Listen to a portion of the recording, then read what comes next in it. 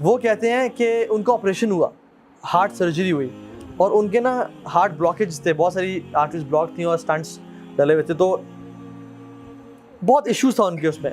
تو وہ کہتے ہیں کہ it was a lengthy operation.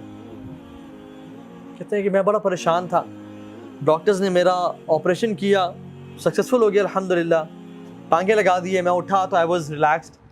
لیکن کچھ دیر بعد ڈاکٹرز دوبارہ آنے شروع ہو گئے, اور جو ساتھ مشینس تھیں ان میں نا پی پی پی کچھ ہونے شروع ہو گیا, اور ایک ڈاکٹر آ رہا, دوسرا, تیسرا, چوتھا. یہ عرب کے بہت بڑے داعی ہیں, شیخ سالم غاسمی ابھی بھی زندہ ہیں رحمہ اللہ.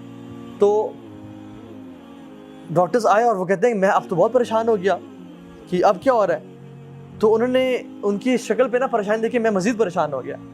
تو انہوں نے کہا کہ آپ کے جو بلاکیج تھے نا وہ سم تھنگ ہیپن کہ بہت زیادہ نا بلاک ہو گیا, and we have to reoperate you again, تو ہمیں دوبارہ کھول کے سرجری کرنی پڑے گی. کہتے ہیں کہ پہلی سرجری میں تو I was a but relax, لیکن اس دفعہ میں بہت پریشان ہو گیا. تو وہ لوگ جب گئے اپنی اکوپمنٹس لینے کے لیے اور اپنے چیزیں لینے کے لیے, تو کہتے ہیں آئی واز ریئلی ورڈ. کہتے ہیں کہ میرے ساتھ ایک نا آئی تھنک لیبنانی نرس کھڑی ہوئی تھی. وہ مجھے کہتی ہے کہ یا صالح صلی علی محمد, اے صالح اللہ کے نبی پہ درود پڑھو. اور کہتے ہیں کہ میں اللہ کے نبی پہ درود پڑھنا شروع ہو گیا اس یقین کے ساتھ کہ اللہ کے نبی نے فرمایا کہ اگر تم اس پہ درود پڑھو گے تمہاری ساری پریشانیاں ختم ہو جائیں گی اور تمہاری ساری مشکلات کا حل نکل آئے گا. تو کہتے ہیں کہ میں درود پڑھنا شروع ہو گیا, حتیٰ کہ جب ڈاکٹرز آئے اور دوبارہ انہوں نے مجھے کچھ چیزیں اٹیچ کی تو دے ور کنفیوزڈ اینڈ سرپرائزڈ. اور جب میں نے پوچھا کہ یہ کیا ہوا ہے, کہتے ہیں کہ جو رپورٹس ابھی آ رہی تھی کہ بلڈ دوبارہ جو ہے نا بلاکیجز آ گئی ہیں, they are all removed, they are all gone. اور کہتے ہیں کہ مجھے اس دن اللہ کے نبی پہ درود پڑھنے کی فضیلت سمجھ میں آئی کہ کتنا افضل ہے یہ ذکر اللہ کے نبی پہ درود پڑھنا. سبحان اللہ.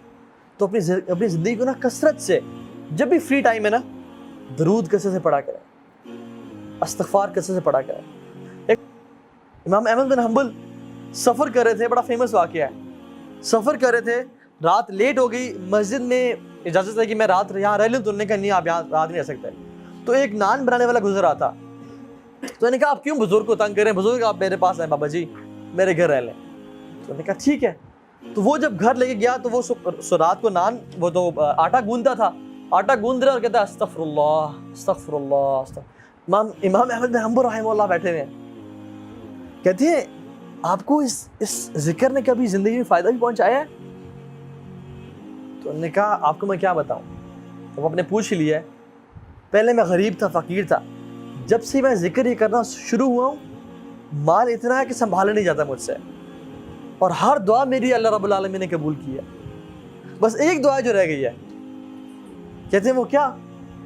کہتے ہیں سنا ہے کہ امام احمد بن حنبل بڑے امام ہیں, ان سے ملاقات کا شوق ہے, وہ آج تک قبول نہیں ہوئی.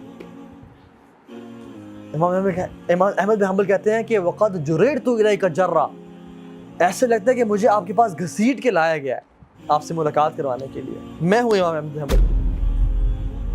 یہ ہے توبہ استغفار کے فائدے, یہ توبہ استغفار.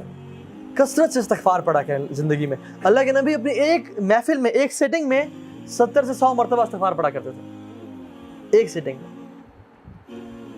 اور کثرت سے درود پڑھیں, کثرت سے درود پڑھیں.